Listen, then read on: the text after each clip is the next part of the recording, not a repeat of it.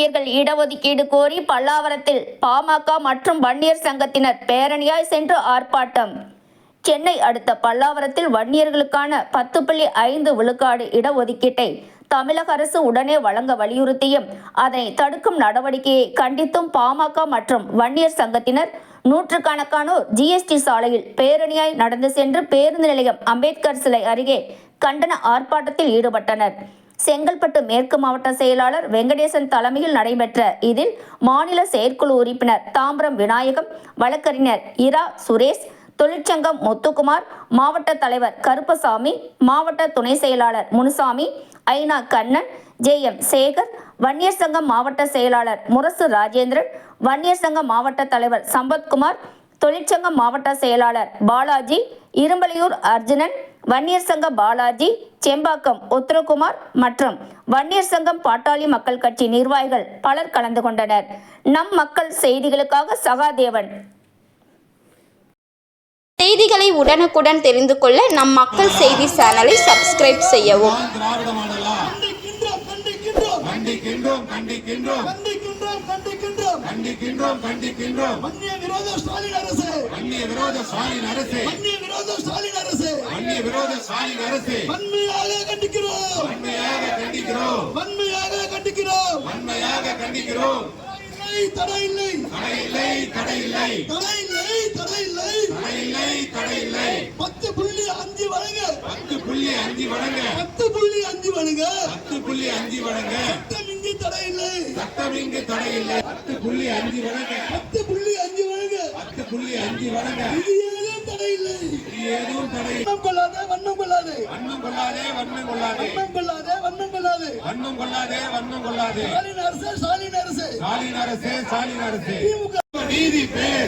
திமுகவுக்கு அருகதை இல்லை.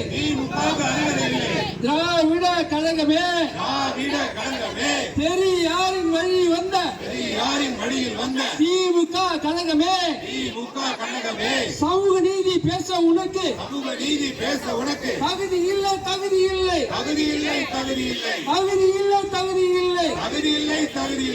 இனிக்குதா வன்னியர் ஓட்டு மட்டும் இனிக்குதா வன்னியர் ஓட்டு மட்டும் இனிக்குதா